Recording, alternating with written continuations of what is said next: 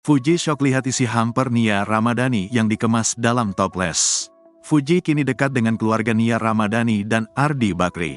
Maklum, anak mereka yakni Mikaela Zalindra Bakri sangat mengidolakan Fuji. Menjelang Lebaran 2024 ini, keluarga Nia Ramadhani mengirimi hampers kepada Fuji. Fuji sempat mengungkap isi hampers kiriman keluarga Nia Ramadhani melalui unggahan story.